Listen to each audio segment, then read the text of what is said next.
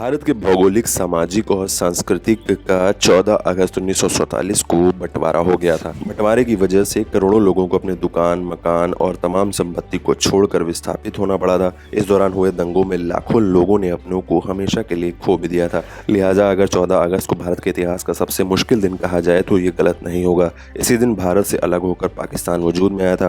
पाकिस्तान को 14 अगस्त 1947 को ही स्वयंभू राष्ट्र का दर्जा हासिल हुआ था। इसी दिन पाकिस्तान अपना स्वतंत्रता दिवस भी मनाता है। ब्रिटिश हुकूमत से स्वतंत्रता मिलने के साथ ही देश के दो हिस्से और फिर करोड़ों लोगों का एक देश से दूसरे में विस्थापित होना भारत के लिए सबसे पेचीदा दौर था। बंटवारे का दर्द सहने वाले परिवार इसे कभी नहीं भूल पाए। सिर्फ एक फैसले की वजह से लाखों लोग अपनी संपत्ति से बेदखल होकर सड़क पर आ गए थे। बंटवारे की ये त्रासदी 20वीं सदी की सबसे बड़ी त्रासदियों में से एक मानी जाती है। जब भारत को आज़ादी मिली तब देश की कुल आबादी करीब 40 करोड़ थी। आज़ादी मिलने के पहले से ही मुसलमान अपने लिए अलग मुल्क की मांग कर रहे थे। अलग मुल्क की मांग कर रहे मुसलमानों का नेतृत्व मुस्लिम लीग के मोहम्मद अली जिन्ना कर रहे थे। उस दौर में हिंदू बहुल भारत में मुसलमानों की आबादी करीब 1/4 थी। भारत के पहले प्रधानमंत्री पंडित जवाहरलाल नेहरू देश के दो हिस्से करने के खिलाफ थे, लेकिन जिन्ना की जिद अंग्रेजों को जाते जाते एक लकीर खींचने का मौका दे गई। ये ऐसी लकीर थी जिसकी वजह से दो देशों के बीच आज तक उथल पुथल, मनमुटाव का कारण बनी हुई है। इस एक लकीर के कारण दुनिया ने इतिहास का सबसे बड़ा विस्थापन देखा था, जिसमें 1.45 करोड़ लोगों का विस्थापन हुआ था। गुलाम भारत में जिन लोगों ने एक साथ आज़ादी का सपना देखा था, बंटवारे के बाद ही वो एक दूसरे के खून के प्यासे हो गए थे। बंटवारे का सबसे ज़्यादा दर्द दोनों मुल्क की महिलाओं ने ही झेला था। उस दौर का इतिहास लिखने वाले ज़्यादातर लेखकों ने लिखा कि दंगों में हज़ारों महिलाओं के साथ बलात्कार और बदसलूकी हुई। DWA की रिपोर्ट के मुताबिक दिल्ली में रहने वाली सरला दत्त ने बताया था कि उस दौर में महिलाओं के लिए विभाजन का दर्द कितना बड़ा था। उन्होंने खुद इस दर्द को सहा था। उन्होंने बताया था कि बंटवारे के समय उनकी उम्र महज 15 साल थी। उनके पिता जम्मू के रेडियो स्टेशन में संगीतकार थे। बंटवारे के दंगों में एक पाकिस्तानी सैनिक ने उनका अपहरण कर लिया था। इंसानियत तो जैसे पूरी तरह से खत्म ही हो गई थी। बंटवारे के बाद पाकिस्तान में हिंदुओं और सिखों के घरों में मुस्लिम समुदाय के लोगों ने कब्जा कर लिया था।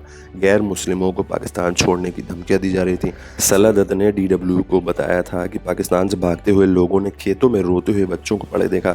उस दौर में ऐसा लग रहा था कि जैसे इंसानियत पूरी तरह से खत्म हो गई है। पुरुष बच्चों को छोड़ रहे थे। महिलाओं को डर था कि अगर तेजी से नहीं चलेंगी तो पीछे छूट जाएंगी। सरला बताती हैं कि अपहरण के बाद उनकी शादी मुसलमान सैनिक के भाई से करा दी गई। उनको ज़बरदस्ती कुरान पढ़ाया गया, उनसे घर के काम कराए गए। सरला दत्त के मुताबिक पाकिस्तान में हिंदू महिलाओं को नंगा करके घुमाया जाता था। महिलाएं उनकी जातियों की सबसे आसान शिकार बनी थी। बंटवारे ने महिलाओं को दर्द की कभी खत्म ना होने वाली कहानी दी। बंटवारे ने दोनों देशों के लिए लोगों के लिए हालात बेहद खराब बना दिए थे। लोग वहशीपन में महिलाओं के साथ ही बच्चों को भी अपना शिकार बना रहे थे। दंगाइयों की टोलियां खुलेआम देश छोड़कर जाने की धमकियां दे रही थीं। हर तरफ मौत और वहशीपन अपना नंगा नाच कर रहा था। भारत को दो हिस्सों में बांटकर पाकिस्तान बनाने का काम बेहद अफरा तफरी में किया गया था। भारत के अंतिम गवर्नर जनरल लॉर्ड माउंटबेटन ने जल्दबाजी में बंटवारा किया।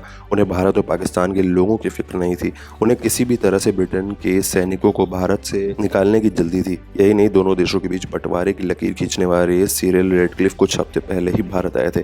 उन्होंने बिना धार्मिक और सांस्कृतिक हालात को समझे ही एक लकीर खींचकर दो देश बना दिए।